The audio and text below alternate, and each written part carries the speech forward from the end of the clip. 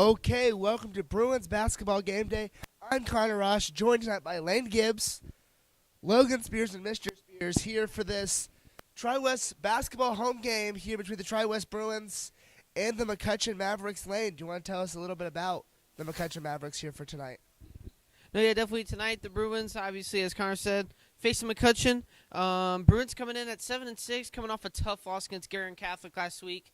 McCutcheon does not have any stats posted on Max Prep, so we do not really know what they are coming into this game, at least stats-wise.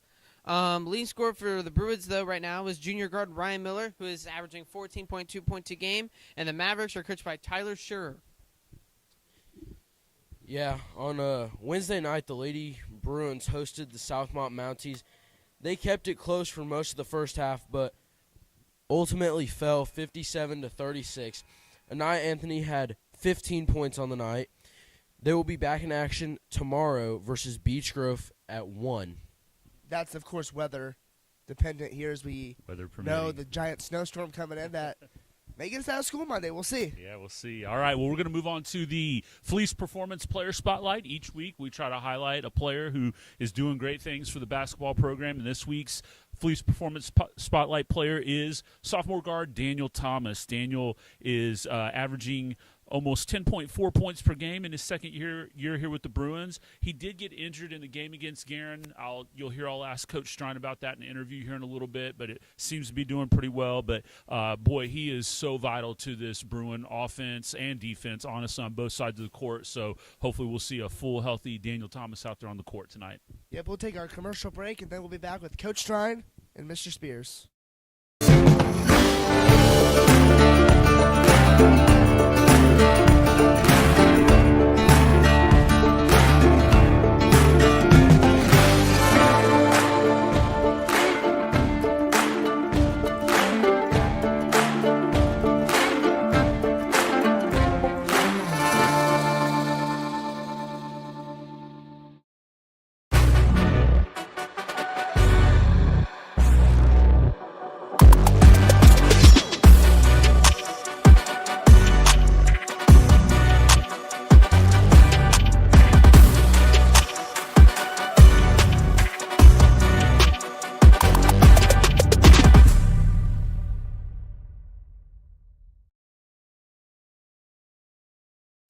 All right, Justin Spears with the Tri-West Sports Network here with Coach Tommy Strine. Coach, thanks for joining us tonight. How you doing?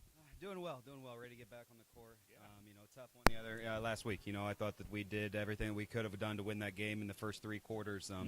But it's a young team, so you got to go through those to experience what winning is and how to make winning plays. And the good thing is that if we earn the right, we got to play them again. That's the important thing to remember. So. Yeah, that's exactly what I was going to ask right out of the gate. Is what are your takeaways from that kind of a game? Yeah, I thought we were excellent defensively, especially in the first half. I mean, we almost held them scoreless in the first quarter. Yeah, but I thought our execution was really bad offensively.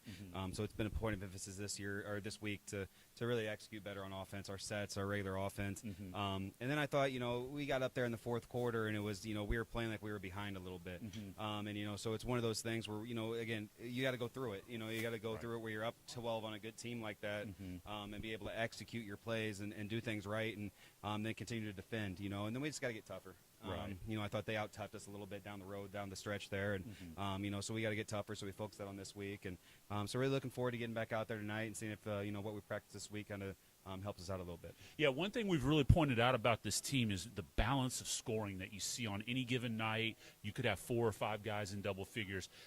In your philosophy, how do you kind of keep the offense flowing that way? I know you said you didn't feel like you were executing real well in that Garen game early, but you kind of got it going. Yeah. What's it like to coach a team where you've got any one of those weapons that can hit any night? Yeah, I think it's just something that we preach. Everybody's like, you define roles, and I don't necessarily believe in that necessarily. I think everybody's got to be able to do everything for your team to be good. Now, I think that there's guys that deserve certain shots that others don't. But for us, I think that it's just we have guys that want to play the basketball the right way, and we demand it. I don't tolerate selfishness. And so we preach that in practice, and our guys buy into that. But to that, I wish we had higher assist numbers. I think we were only averaging about 14 or 15 assists. I'd like to see that in the 18 to 20 range, Yep. which tells me that we got to move a little bit better Sure. without the ball, be able to get some easier looks. But all in all, we got any given night we got 6-7 guys that can go for double figures, Yeah. and that's hard to defend. That's hard to prep for. Something that we've seen a lot of this year is a lot of teams going zone against us. Yep. They just don't want to guard all our guys, and they don't want to guard all our sets, Right. and everything like that. So I think we're going to see more of that as we go forward. Probably see a lot of it tonight too. Sure. Okay. But like I said, it's a testament to our kids, man. They do a really good job with that. Yeah. DT took the bump on the back in that game. How's he feeling? He's great. He's Good. great. Everybody's good to go. Okay, good. Dean was sick the last couple of days, but we're Yeah. going to give him a go. Maybe limit his minutes a little bit tonight, get him fresh. We do play back to back, so Yeah. see if we can't get him back in a little bit of a rhythm tonight. And but I think everybody's ready to go. All right. Awesome. Well, best of luck tonight. We'll be cheering you on. Awesome. Thank All you. right. Thanks, Coach.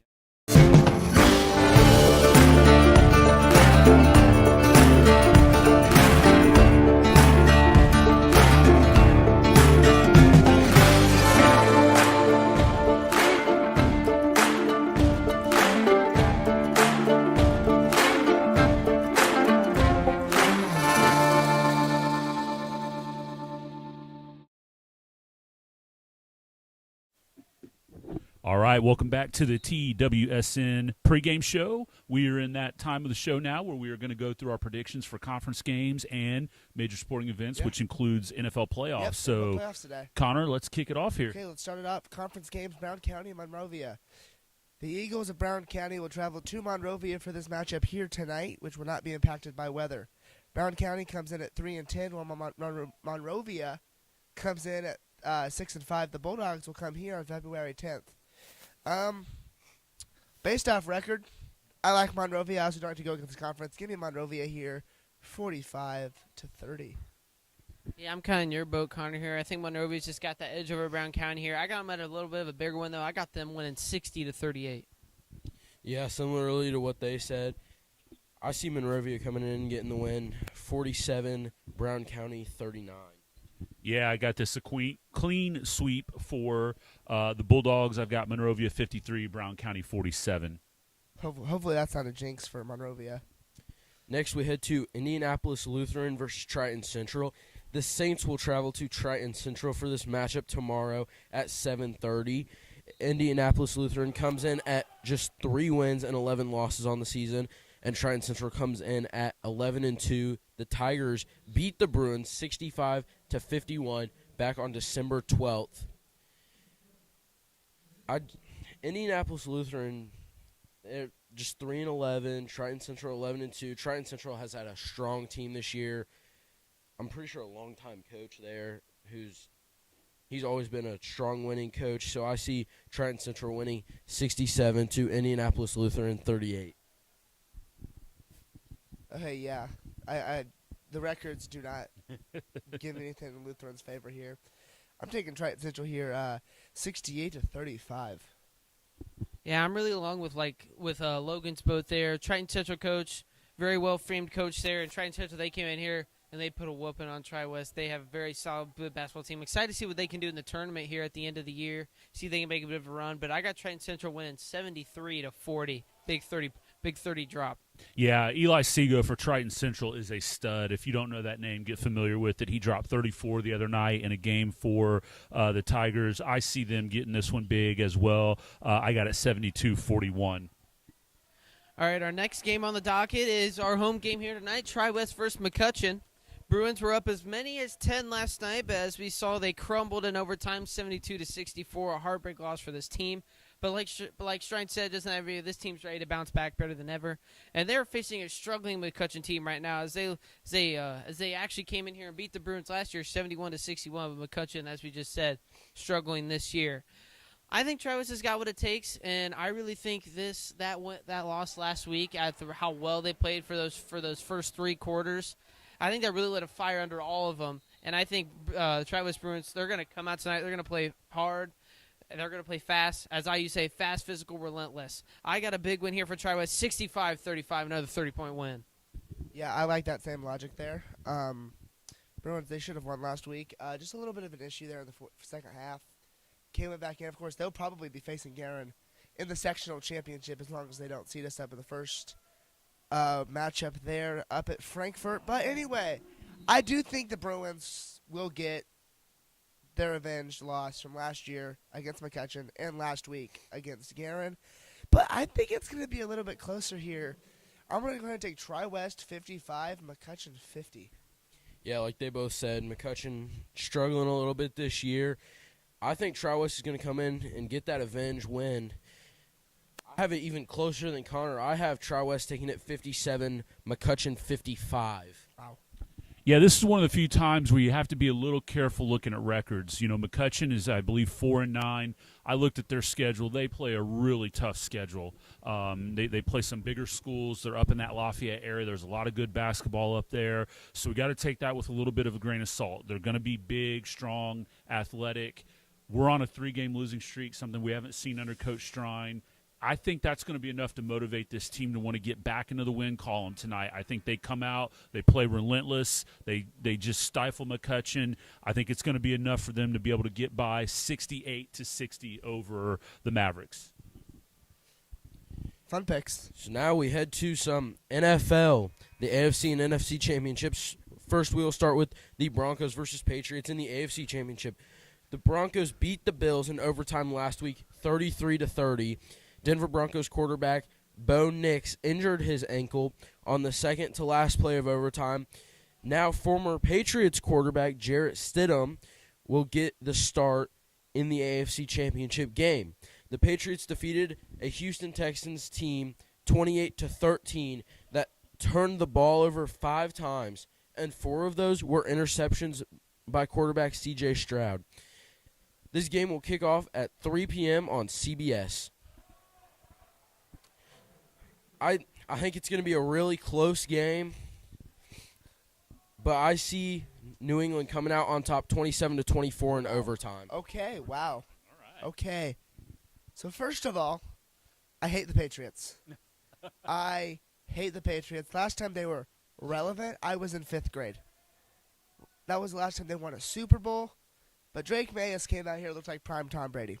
They've played nobody on their schedule. This is probably the easiest cakewalk to the Super Bowl ever. The Colts could have done this with Phillip Rivers, who, fun fact, he interviewed with the Buffalo Bills today for his head coaching job. But anyway, Jarrett Stidham, he's not played in, 3 years? Yeah, no. I'm taking the Pats, 27-10. Now, hold your horses there a bit. Jarrett Stidham did, in his very first career game with the Las Vegas Raiders, threw for 354 yards and 2 touchdowns in his first career game. Nice. I mean, you can't count the dude out. Now, I'm a Panthers fan, so I can say this. The Pats are a better team. Bo Nix, great quarterback. Obviously, he's down. And I know I just said Jarrett Stidham threw for 354 yards. Drake May's having a stellar season. Stephon Diggs has looked like prime 2016 Vikings Stephon Diggs. I mean, this team's playing out of their mind right now. They got a great defense. I mean, the Pats got it all really right now, and they have no reason to come in here into Denver and beat this Broncos team and go on to the Super Bowl. I got New England big win here, 38-13 in the Mile High City. Wow, yeah. You know, I think the thing with playoff football, 2 things. Home field advantage. Oh, yeah. You know, that's Denver's one thing loud. that's still kind of in Denver's favor. You go to Mile High. Can they overcome the elements there? The other thing is you got to be able to run the football, control the clock, limit turnovers, that kind of thing. I don't see it happening for Denver no matter what. J.K. Dobbins was ruled out. Yeah. Running back. So they're thin all around. New England looks like a solid team, like you guys said, relevant again. Go ahead and give me New England 24, Denver 14. Hate the Patriots. Anyway, NFC Championship. This one ought to be a thriller. The Seattle Seahawks, the 1 seed and the 5 seed. Los Angeles Rams, who barely defeated the Panthers in the wild card round. The Seahawks destroyed. They just destroyed the 49ers last week. 41-6. Rashid Shaheed took back the opening kickoff. And the fans got so loud, it picked up on the seismograph in Seattle, which, wow. But now they face this Rams team, who they did split with this season 1-1. 2 thriller games, though. The one back in December, I texted some people after. I said, winner of this game will win the Super Bowl. And also Rams, Seahawks, NFC Championship.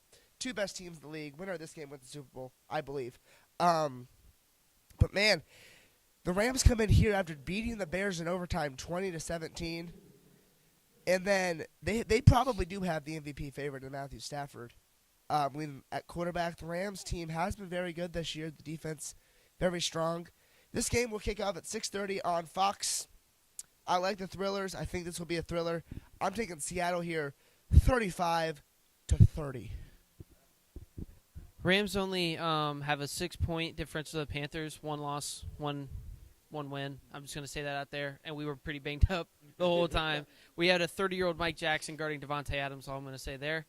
But no, I'm not being salty. The Rams are a very good team. Stafford, great guy there. Kyron Williams, he's been one of the more consistent backs in the NFL for 3 years now. And Devontae Adams having the resurgence he's stated in the media that he's wanted since being traded to the Las Vegas Raiders from Green Bay 3 years ago.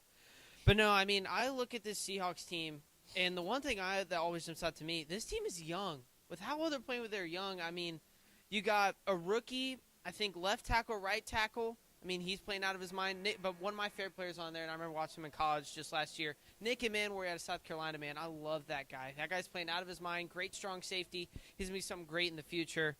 And then JSN having one of the biggest breakout years we've seen in a long time. Yeah. And Sam Darnold, Vikings are clueless. I know they're trying to invest in J.J. McCarthy, but how can you let that guy walk?